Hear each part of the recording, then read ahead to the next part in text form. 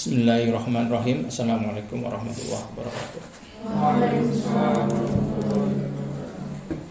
Alhamdulillahirabbil alamin. Asyhadu an la ilaha illallah wahdahu la syarikalah. Asyhadu anna Muhammadan abduhu wa rasuluh. Allahumma shalli ala Muhammad wa ala alihi wa sahbihi wa man walaha ma ba'du. Fa ya ibadallah usikum wa iyyakum bittaqwallah faqad fazal muttaqun. Rabbi shrah li sadri wa yassir li amri wa hlul 'uqdatam min lisani yafqahu qawli. Baik, alhamdulillahirrahmanirrahim. Kita bersyukur kepada Allah SWT pada pagi ini kita diberikan nikmat sehat, nikmat hidayah ya. Kita punya kemauan untuk melakukan kebaikan. Jadi bahwa kemauan kita melakukan kebaikan itu namanya hidayah. Karena ada orang yang enggan untuk melakukan kebaikan. Soalnya ya, kalau ada orang yang untuk melakukan kebaikan saja berat, bahkan malu gitu. Jadi kalau kita ini hari ini atau di hari-hari ke depan kemarin itu dimudahkan untuk melakukan kebaikan, maka itu adalah hidayah.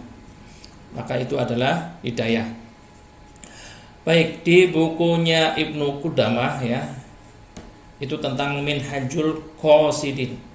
Apa itu artinya? Jalan orang-orang yang mendapatkan petunjuk. Jalan orang-orang yang mendapat petunjuk. Kalau kita memahami, ini bukunya ini, terjemahannya ya, tebal. Jalan orang-orang yang mendapatkan petunjuk. Artinya ini penulis itu mengalami sendiri bagaimana ketika manusia itu mendapatkan petunjuk, maka tidak hanya dunia yang mendekati dirinya, akhirat juga ketangkap. Nah, kita kepengen jadi orang yang akhiratnya dapat, dunia itu ngoyak itu loh ya. Dunia itu mengejar kita, bukan kebalik. Kita yang mengejar dunia. Karena karakter dunia itu dikejar malah dia lari. Saya sering nyampaikan tentang magnet. Jadilah magnet dunia.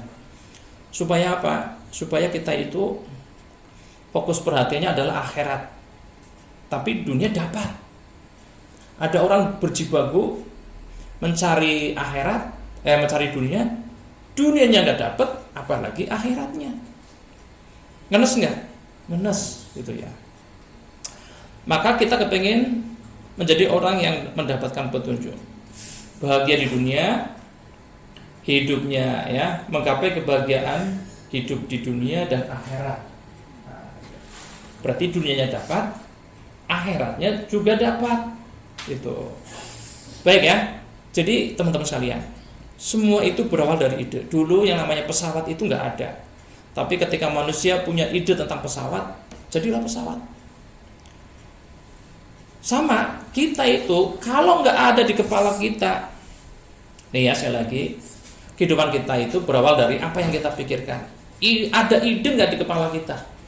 Nggak mungkin itu loh ya. Kita itu bisa melihat Ka'bah langsung kalau nggak ada di kepala kita untuk ke sana, begitu ya. Jadi semua itu berawal dari ide. Sama dulu ya, ketika kalian itu nggak punya motor, lalu kemudian punya motor. Baik, kapan kira-kira memulai kita punya motor? Apa langsung ujuk-ujuk bangun tidur lalu tiba-tiba punya motor? Enggak. Mungkin awalnya ya ada keinginan, wah teman saya punya motor, saya juga harus punya motor. Lalu mulailah kita energinya fokus pada motor, melihat iklan-iklan tentang motor, lalu mungkin nempel gambar atau bertanya-tanya, atau lalu mulailah minta kepada orang tua, Bu, tolong dong beliin motor. Kan gitu ya prosesnya ya. Ini yang proses awalnya meminta kepada orang tua. Jadi awalnya itu saya kira dari ide pikiran kita bahwa kita kepengen memiliki motor. Apa yang terjadi setelah itu? Motor hadir. Walaupun ada cara nyicil, walaupun ada yang meminta, ya, ada yang berjibaku dia itu membeli sendiri, gitu. Insya Allah.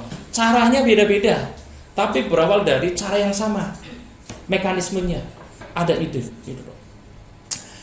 Nah, sama juga ketika kita kepingin akhirat dapat, lalu kemudian dunia mengoyak ke kita, mengejar kita, itu harus ada di kepala kita. Bagaimana sekarang kita berpikir bahwa dunia yang mengejar kita karena kita punya magnet dunia.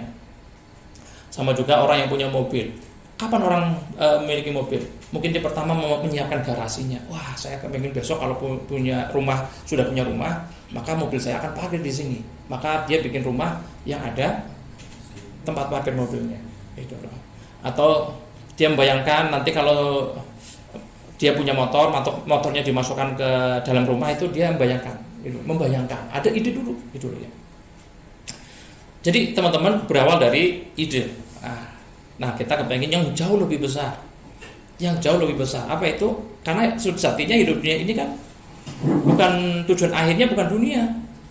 Tujuan akhir kita ini di dunia ini hanya mampir. Orang Jawa hanya ngelewatin. Seperti musafir. Musafir itu tujuan akhirnya bukan perjalanan itu, tapi dia ada tujuan akhir dari dia mau kemana. Nah, kita di dunia itu seperti musafir. Jadi bukan tujuan akhir, tapi hanya ngelewatin doang. Tapi kebanyakan orang terjebak, dia menyangka bahwa kehidupan dunia ini adalah segalanya. Nah, inilah kemudian kenapa kita penting yang namanya memahami ini gitu ya.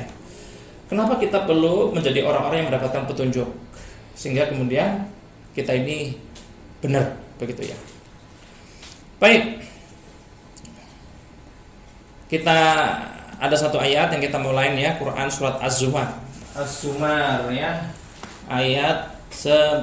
Ya, ayat 9. Kita kerjain dulu supaya nampak dari belakang. Ya, oke.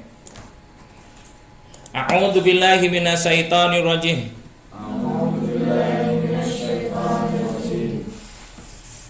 Amman huwa qanitun. Qanitun ana'a ana al-laili al-laili sajidan wa qa'iman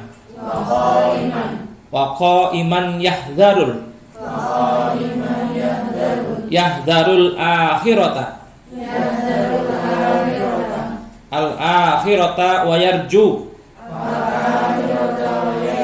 yarju rahmata rabbih. Qul hal yastawil ladina ya'lamuna Qul hal yastawil ladina alladina ya'lamuna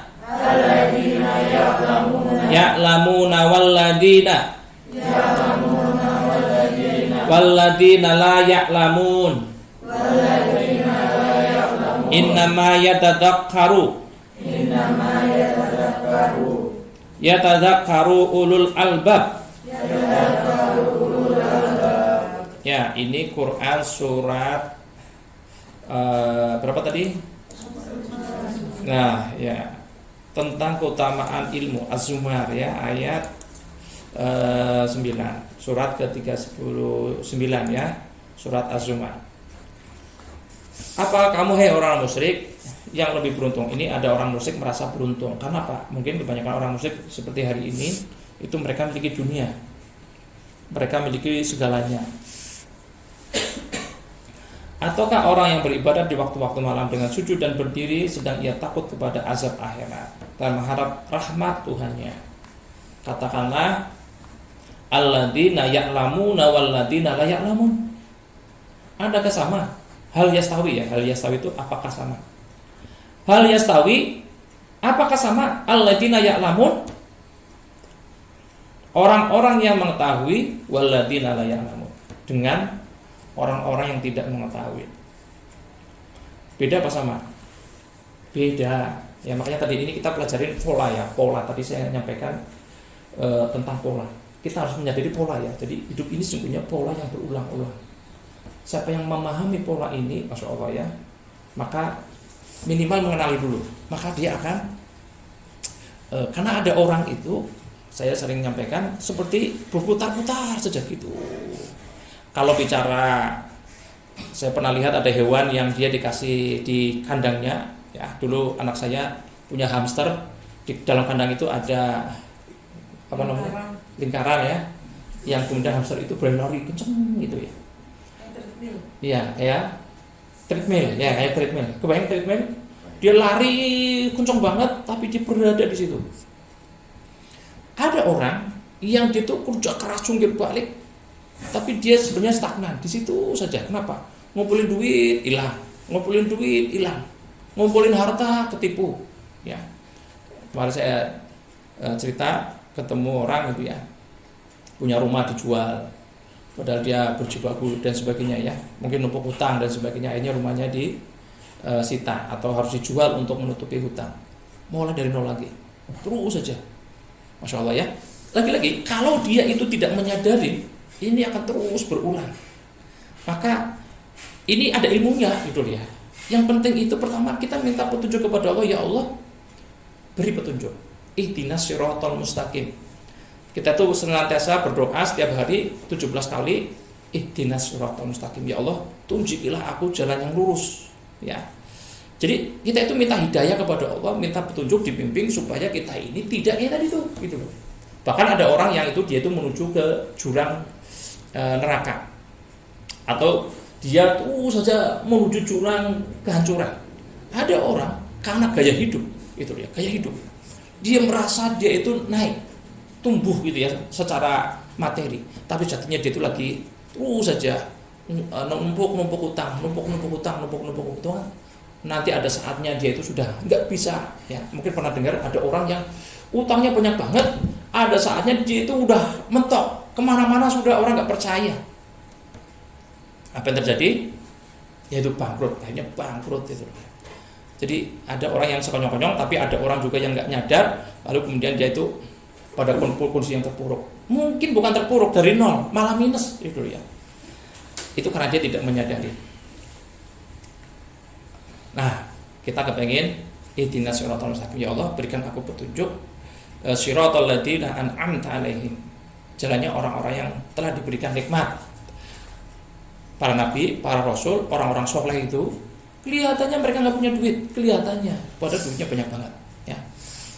Nah, ini pernah diulas oleh Profesor ya, Rinal Kasali ya, tentang ada orang yang penampilannya wow gitu ya. Maka kemarin ada Crazy Rich gitu ya. Orang kaya yang diedan gitu ya, edan bener gitu ya. Oke.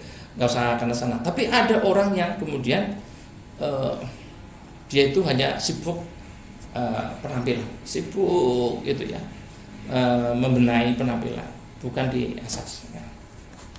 Nah, kita kepengin hidup itu benar-benar meningkat sebagai para sahabat itu ya. Jadi ada orang yang sejatinya kaya tapi dia itu tidak menunjukkan kekayaan. Tapi ada orang yang miskin tapi terlihat kaya. Ada orang yang terlihat kaya, gitu, terlihat kaya. Nah, kita kepengen kalau kaya yang kita bangun itu terlihat ya biasa-biasa saja lah, biasa-biasa saja. Baik, ini tentang keutamaan ilmu. Ya, ini kita mulai ya. Kenapa kita itu harus mendalam? Bahwa kita ini harus punya petunjuk. Sampai kemudian kita itu jadi orang-orang yang qasyidin. Jadi orang-orang yang mendapatkan petunjuk. Maka harus ikhtiar dulu, ikhtiar. Ada gambaran kita ini dunia ini mau apa sih? Hartanya banyak, rajin melakukan kebaikan atau banyak melakukan kebaikan, matinya masuk surga. Itu ya. Ya. Di dunia dia mendapatkan kebaikan harta, kebaikan rizki, sehat, ya. Lalu kemudian banyak kebaikan, lalu kemudian ketika meninggal masuk surga. Banyak orang nangis itu loh. Jangan kayak ketika dulu kita lahir, kita nangis, di sekeliling kita pada tertawa, gitu loh. Nah, besok ketika kita mati, yang kita rencanakan seperti apa? Kita tertawa, tersenyum, ya. Orang-orang sekeliling kita menangis, gitu ya. Jangan kebalik, gitu ya. Kita nauzubillah ya, ada orang yang matinya benar-benar menyeramkan, matanya mendelik gitu ya, dan orang sekitarnya tertawa, alhamdulillah gitu ya, yang selama ini mengganggu kita sudah mati gitu ya. Kematiannya itu disyukurin gitu loh. Nah, ini lagi-lagi kalau tidak di planning, tidak ada dalam pikiran kita, sama tadi sebagaimana kita kepengen punya motor, berawal dari proses ide, ada ide. Dari Abu Umamah radhiyallahu anhu, dia berkata Rasulullah Shallallahu alaihi wasallam pernah ditanya tentang dua orang yang satu ahli ibadah dan satunya orang yang berilmu, orang yang alim. Maka beliau menjawab, kelebihan orang yang berilmu atas ahli ibadah sama dengan kelebihan atas orang yang paling hina di antara kalian. Jadi di zaman Nabi ada orang paling hina, ada di antara para sahabat yang mulia gitu ya di hadapan Allah karena beriman gitu loh. Nah, Nabi itu mengasih ibarat antara ahli ibadah dengan orang alim itu ya tadi tuh. Jaraknya seperti orang yang hina dengan orang yang mulia. Itu loh. Jauh banget ya. Berarti kalau begitu ilmu itu penting. Ilmu ini penting gitu ya. Ilmu tentang kehidupan ini penting. Ilmu menaklukkan kemakmuran penting. Ilmu bagaimana kita sukses dunia, sukses akhirat penting. Ya, supaya kita tidak terjebak oleh namanya terus saja berlari-lari ya tadi. Namanya gaya hidup seperti kita berada di atas treadmill, berulang-ulang saja begitu ya. Nah, jadi makanya kita tidak hanya ilmu tentang ibadah, tapi ilmu luas ya. Ada muamalah, ada akidah gitu ya. Lalu kemudian kenapa kita itu perlu memperhatikan di sini ya tentang sholat? Itu yang pertama, setelah kemudian keutamaan ilmu, lalu kenapa kita diminta untuk memahami sholat? Kalau bicara sholat berarti ada bersuci, karena ini tidak lepas dari bahwa amal kita ini sangat ditentukan oleh sholat kita, begitu ya. Lalu kemudian zakat, infak ya. Lalu kemudian puasa ada rahasianya. Ini tentang ada kewajiban-kewajiban yang kita harus memahami, harus mengerti ilmunya ya. Haji, lalu kemudian kemarin yang kita sudah sampaikan ada berinteraksi dengan Al-Quran. Lalu zikir, apa perannya zikir atau dan zikir dan doa itu ya. Masya Allah ya, ini semua ini harus ya, kita pahamin, harus ngerti ilmunya itu ya. Supaya apa? Supaya kita dapat petunjuk. Nah, ini saya sering nyampaikan ini. Barangkali saya perlu review lagi. Nih. Kalau semua orang itu memahami ini, itu ya. Kalau orang memahami ini, itu dia itu nggak akan ngoyo-woro kerja gitu. Masya Allah. Ini kita lihat nih ya. Saya review lagi. Coba perhatikan. Hasil yang kita terima, yang kita makan, yang kita konsumsi itu sama dengan ikhtiar dan peran Allah SWT. Kalau kita memahami persentasenya, ikhtiar itu maksimal kontribusinya, ya kontribusi dari uang yang kita terima itu maksimal 12%. 12%. Sedangkan peran Allah SWT itu minimal 88%. Coba, kalau Allah tidak kasih namanya sehat kepada kita, mana mungkin kita bisa bekerja? Cuman kadang banyak orang lupa, ya banyak orang lupa. Jadi teman-teman, kalau dia pahamin ini, ya saya meyakini ini, kalau dia memahamin ini, ikhtiar itu menunaikan kewajiban. Jadi supaya Allah itu menolong kita, maka kita harus ikhtiar. Ya, walaupun kemarin saya bicara tentang rizki, kalau rizki yang kita makan, jodoh gitu ya, itu sudah ditetapkan. Jadi sudah ditetapkan, karena kita menjadi makhluk. Tapi kalau kita kepengen punya yang lebih banyak, ya maka ikhtiar ini 12%. Kalau dia seperti ini berarti kita itu butuh Allah. Kenapa? Allah itu perannya 88%. Kalau hari ini mungkin ya hasilnya kok kecil terus, mungkin kita ini mindsetnya hanya ada di fokus di 12%, mengabaikan. Kita tidak pernah minta kepada Allah SWT, ya Allah berikan petunjuk, ya, atau jarang lah. Ya, kalau nggak pernah mungkin terlampau ini, tapi jarang. Padahal namanya minta petunjuk kepada Allah SWT itu dalam hal apapun, dalam semua itu ya. Jadi sering kita tuh menjadi pilihan. Ketika mau tidur saja ada pilihan. Ini mau ngikutin yang disarankan, memaafkan, apa tidur. Orang milih, tidurlah. Ini cuma sekarang. Padahal kalau kita konsisten ya, menjadi habit, berat. Pertama berat. Jadi yang kemarin kita sampaikan, apa saja kemarin 3 tips bahagia. Bersyukur, bersedekah, memaafkan. Ini kira-kira dalam rangka apa? Ikhtiar langit, tapi dalam rangka apa? Supaya peran Allah itu gede gitu loh. Bersyukur kan perintah agama, memaafkan perintah Allah, sedekah juga perintah Allah kan, gitu loh. Itu harus kita lakukan dalam rangka supaya peran Allah itu benar-benar maksimal, supaya Allah itu turun benar-benar gitu loh. Tapi ada kalanya kita ini berat karena pakai logika. Dan memang setiap hari yang namanya setan itu terus saja meropotin kita. Maka begini teman-teman, kenapa kita itu, ya ini bagi teman-teman, kadang merasa lemes, loyo ketika ada panggilan adzan itu kita kalah dengan keinginan kita itu, ya. Jadi ketika ada adzan subuh, kita dengar gitu ya, kita bangun gitu ya, kita tahu manfaatnya, kita tahu keutamaannya. Tapi apa yang terjadi? Bangunkah? Mungkin ada yang bangun. Tapi kalau kita ini kalah dengan yang namanya sebentar dulu deh gitu ya. Tidur dulu sebentar. Toh baru adzan gitu loh. Tahu-tahu sudah jam 5 gitu ya, sudah lewat gitu loh. Coba pada waktu itu kenapa Allah tidak menguatkan kita? Kenapa Allah tidak membantu kita gitu? Jadi barangkali pas kita tidur itu asal tidur.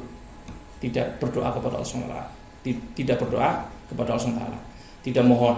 Lalu kemudian atau siang harinya kita itu sedikit kebaikan, sehingga untuk bisa melakukan kebaikan. Karena kebaikan itu akan menyebabkan kebaikan yang lain. Ingat ya, karakter kebaikan itu dia akan berimbas kepada kebaikan yang lain. Tetapi yang namanya keburukan juga sama, walaupun nilainya beda ya. Jadi kalau kita itu rencana aku mau bangun subuh, itu sudah dapat pahala 1. Kalau kemudian kita bisa sholat subuh, dapat 2 pahala. Tapi yang namanya saya besok nggak karena capek, saya besok nggak subuhan dulu gitu ya, nggak subuhan di masjid. Ini kan rencana jelek gitu ya. Belum kena yang namanya dosa itu loh. Kalau benar-benar kita kesiangan, baru gitu ya. Ya itu baru dosa. Tapi kembali ke tadi, keburukan. Kalau kita melakukan keburukan, maka akan berimbas pada keburukan yang lain. Seperti bohong, kita bohong sekali, maka akan menyebabkan kebohongan-kebohongan yang lain. Sama, maksiat sekali, kalau segera tidak istighfar, maka kita akan sulit melakukan kebaikan-kebaikan yang lain. Bangun subuh, kok sulit banget, itu loh ya. Ya itu biasanya kita ini banyak maksiat, itu ya. Jadi untuk melakukan kebaikan kalah dengan yang namanya tadi bisikan setan gitu ya. Nauzubillah. Maka kembali ke tadi ya. Jadi teman-teman, ikhtiar ini yang kita lakukan kadang kecil tapi dasar, apalagi kalau ikhtiar kita ini ada yang harus kita lakukan 2 ya, ada sunatullah, ada syariatullah gitu. Baik, jadi kalau kita memahami ini, lakukanlah ada ikhtiar langit, ada ikhtiar bumi. Ikhtiar bumi yang kita sebut sebagai sunatullah, ikhtiar langit yang kita sebut sebagai syariatullah. Nah ini lagi-lagi kembali ke tema awal. Kalau kita tidak memahami ini, Masya Allah ya, ada banyak orang yang dia hanya mengandalkan kerja, ikhtiar ya, kalau nggak kerja ya nggak dapat duit. Ya sampai kapanpun, ini karena nanti jadi belief. Ingat ya, peristiwa hari ini yang kita terima itu sangat dipengaruhi oleh belief. Belief itu keyakinan. Kalau di kepala kita nggak akan dapat duit kalau nggak kerja, ya sudah sampai kapanpun itu yang terjadi. Itu bisa dipahamin ya. Nah makanya harus digeser. Termasuk kalau kita kepengen makmur, maka kita harus lakukan ini. Memang 12%, ikhtiar langit, ikhtiar bumi, tapi ini dampaknya bisa dahsyat. 88% ini sangat dipengaruhi oleh ikhtiar kita. Tapi ikhtiar, kalau hanya ikhtiar bumi dok, mungkin 80% ini tidak terjadi. Atau hanya ikhtiar langit saja, itu juga tidak menyebabkan peran Allah SWT. Makanya ada orang yang rajin sholat, kok hidupnya miskin? Dia orang baik, kenapa hidupnya miskin? Karena ada ikhtiar bumi yang tidak dilakukan. Sunatullah dan syariat itu dua-duanya sudah dilakukan. Baik, saya kira begitu ya. Mudah-mudahan Allah bantu kita terus saja, jangan berhenti untuk ini belajar, ya, karena hal yastawi, apakah sama alladzina ya'lamun walladzina la ya'lamun, apakah sama orang-orang yang tahu dan orang yang tidak tahu? Ya beda, gitu loh, beda. Jadi kita kepengen menjadi orang-orang yang memahami. Termasuk saya sering balik ngomong tentang, yuk pahami pola hidupnya teman-teman. Pola hidupnya coba itu, jangan sampai kita itu terus saja menjadi orang yang stagnan, kok nggak tumbuh gitu loh. Karena kita hanya pikirannya begini, ini kalau saya nggak kerja, ya nggak dapat duit itu loh ya. Ini kalau saya nggak kayak gini, ya itu ya. Makanya terus saja serap ilmu sehingga kita kemudian lebih berkualitas, lebih meningkat ilmunya, atau kita kemudian Allah kasih namanya petunjuk. Ihdinas siratal mustaqim, siratal ladzina an'amta 'alaihim. Kalau Allah sudah kasih petunjuk, masya Allah. Ya tadi, akhiratnya dapat, dunia ngejar. Kita kepengen kita itu fokus ke akhirat, walaupun sepertinya kita fokus pada dunia, tapi sejatinya kita tuh fokus kepada akhirat. Karena apa? Kita kepengen dunia itu ngoyak kepada kita, bukan kita yang mengoyak kepada dunia. Kemarin saya pernah menyampaikan, kalau terlampau kepingin kepada dunia, kepingin banget, memaksa ya, makanya kita itu pada dataran netral semuanya. Kita mencoba menetralisir keinginan gitu ya. Kalau ada keinginan itu jangan kepingin banget begitu, biasanya sulit begitu ya. Tapi kalau netral, maka ya tadi dunia ini akan ngoyak gitu ya. Subhanakallahumma wa bihamdika asyhadu an la ilaha illa anta astaghfiruka wa atubu ilaik. Assalamualaikum warahmatullahi wabarakatuh.